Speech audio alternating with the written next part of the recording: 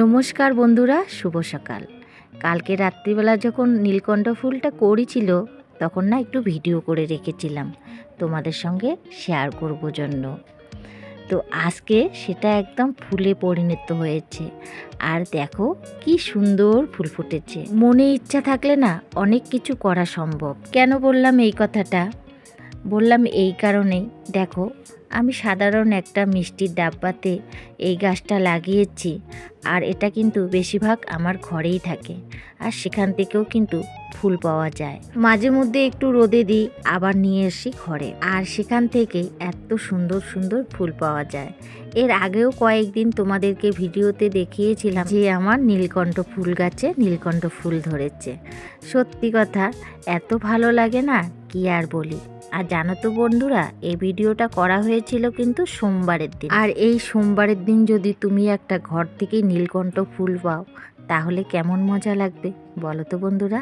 আর জানো তো, ওই নীলকণ্ঠ ফুল দিয়ে আজকে ছোটো মেয়ে সকালবেলা পূজা করে নিয়েছে। চলো বন্ধুরা, এখন ভিডিওতে আসা যাক। তো এদিকে সকালের কাজকর্ম সেরে নিয়েছি, আর এদিকে আজকে বড় মেয়ের পরীক্ষা আছে।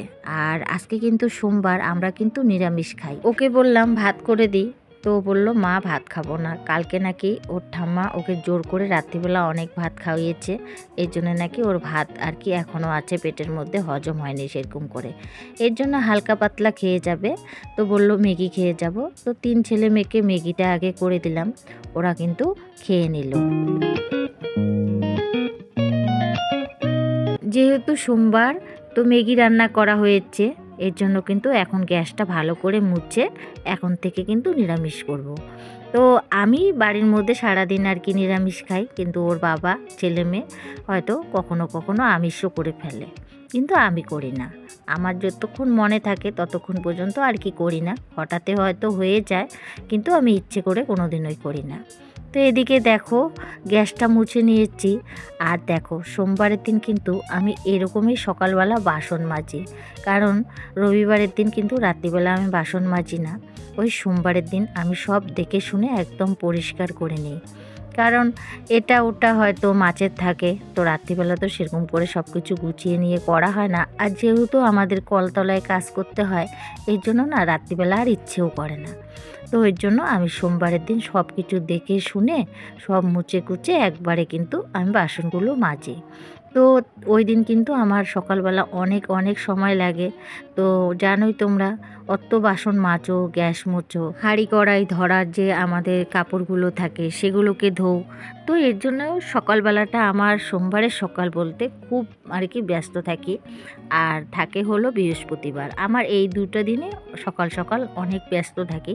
তার মধ্যে তো প্রতিদিনই থাকি, কিন্তু অন্য অন্য দিনের থেকে এই 2 দিন আর কি আমি বেশি ব্যস্ত থাকি, সোমবার আর বৃহস্পতিবার। তো এদিকে দেখো আমি এখন বাসনগুলো গুছিয়ে নিচ্ছি।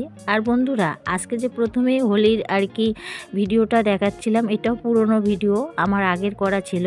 তো সেটা আর কি হোলি উপলক্ষে আমি একটু শেয়ার করে নিলাম।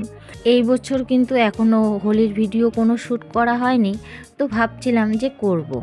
তো যাই হোক, এর মধ্যেই করার ইচ্ছে আছে, তো করব যখন তোমাদের সঙ্গে শেয়ার করে নেব। আর দেখো তোমাদের সঙ্গে কথা বলতে বলতে এদিকে কিন্তু আমার সমস্ত কিছু পরিষ্কার করা হয়ে গেল।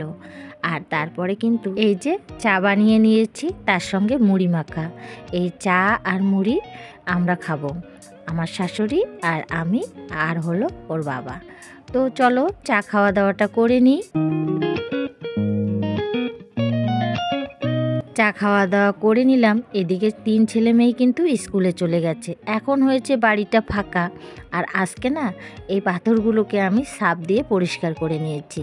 আর যেদিন করে আমি সার্ফ দিই না, সেদিন করে কিন্তু আমি 3বার 4বার করে ঘরটা মুছে নিই। এর জন্যই আর ক্যামেরা বন্দি করিনি, এখন মুছে ঠুচে একবারে তোমাদের সঙ্গে শেয়ার করে নিলাম। আর এই তো স্নান টান করে চলে এসেছি রান্নাঘরে। আর তোমাদেরকে বলছিলাম যে আজকে কিন্তু আমার মেয়ে আর কি পূজা দিয়েছে, ছোট মেয়ে আর কি। তো ও যখন স্কুলে যাবে তার আগে স্নান করে নিয়েছিল, এর জন্য কিন্তু পূজাটাও সেরে নিয়েছে। আর আজকে আমার যেহেতু একটু অন্যরকমই কাজ ছিল, অনেকটা আর কি দেরি হয়েছে, তো বললাম যে পূজাটা দিয়ে যা, তাহলে আমার অনেক সুবিধা হবে। তো আমার ছোটো মেয়ে কিন্তু সত্যি কথা বলতে আমার খুব কথা শোনে, বড় মেয়েও শোনে, না শোনার কোনো কথা না, কিন্তু ছোটো মেয়েটা আমার বেশি শোনে। তো ও আবার স্নান করে পূজাটা সেরে নিয়েছে। ওইদিকে ভাত ডালটা বসিয়ে দিয়েছিলাম, আর চাল ধোয়া জল আর ডাল ধোয়া জল নিয়ে চলে এসেছি। এই তো এখন গাছগুলোকে আর কি দিয়ে দিব। আমার অনেক শখের গাছ জানো, আমি এদেরকে না অনেক অনেক ভালোবাসি। এদেরকে দেখলে না মনে যে কি একটা শান্তি হয়, তোমাদেরকে বলে বোঝাতে পারবো না। এখন হচ্ছে ভিডিও এডিট করছি না, জানি না চোখে জল আসছে, আর এই চোখে জল আসাটা কিন্তু ভালোবাসার জল। এদেরকে আমি অনেক ভালোবাসি জানো তো বন্ধুরা।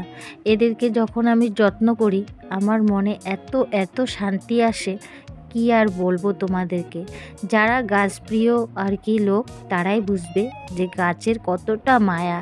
জানো তো, এদের যদি কোনো সময় কোনো একটা অসুবিধা হয় আমার না ভালো লাগে না। আর আমার গাছ যদি একটা মারা যায়, সত্যি কথা বলতে আমার এত খারাপ লাগে, এত খারাপ লাগে কি আর বলি। তো সেরকম এখনও পর্যন্ত হয়নি। যাই হোক, এই গাঁদা ফুলের গাছগুলো তো কয়েকদিন পরেই আর কি ফেলে দিতে হবে, কারণ এগুলো তো সিজনালি জিনিস। আর বাকি যেগুলো আমার ঘরের গাছ সেগুলোকে কিন্তু আমি অনেক যত্ন করি, কারণ ওগুলো তো যত্নের উপরেই থাকে, কারণ ওগুলো তো কোনো সিজনের কোনো প্রয়োজন নেই, শুধু যত্ন চাই। তাহলে মানে বছরের পর বছর তুমি গাছগুলোকে ধরে রাখতে পারবে, বাঁচাতে পারবে। আর যেগুলো সিজনের গাছ সেগুলোকে তো আর বাঁচানো সম্ভব না, কারণ সেগুলো সিজন শেষ হয়ে গেলে সেগুলো আর কিন্তু থাকে না। তো বন্ধুরা দেখো, তোমাদের সঙ্গে আজকে গাছ নিয়ে অনেক কথা বললাম। আসলে আমি না খুব গাছ ভালোবাসি, জানি না কেন। তো এদিকে দেখো, তোমাদের সঙ্গে কথা বলতে বলতে এসে আমি ভাতটা আর কি নামিয়েছি, ডালটাও সিদ্ধ হয়েছে, আর এখন ভেজ ডাল বানাবো, তার জন্য কিন্তু আমি সবজিগুলো আর কি ভাজা করে নিলাম। আর এই তো ডালটাও সোমবার দিয়ে দিয়েছি। আর যেহেতু সোমবার ভেজ ডাল আমার বানাতেই হবে, আমার ছেলে মেয়ে না ভেজ ডাল খুব ভালোবাসে। এদিকে ভেজ ডাল বানালাম, আর আজকে বাঁধাকপি দিয়ে, মটরশুঁটি দিয়ে, টমেটো আলু দিয়ে বাঁধাকপির ঘন্ট, আর এই তো আলু ভাজা।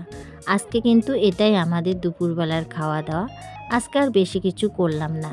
তো বন্ধুরা, একবারে সন্ধ্যাবেলা তোমাদের সঙ্গে দেখা করছি। আজকে যেহেতু নিরামিষ, খাওয়া দাওয়া সেরকমভাবে হয়নি, হালকা পাতলাই খাওয়া দাওয়া। তো ছোটো মেয়ে বলছিল মা রুটি খাবো, তো এর জন্যে চলে এসেছি রান্নাঘরে। আর রান্নাঘরে এসে এই তো এখন রুটিটা বানাবো। আর দুপুরের একটু বাঁধাকপির ঘন্ট ছিল, আর বানাচ্ছি হলো রুটি, তার সঙ্গে চা। তো দেখো, আমার কিন্তু রুটিগুলো খুব সুন্দর করে ফুলছে।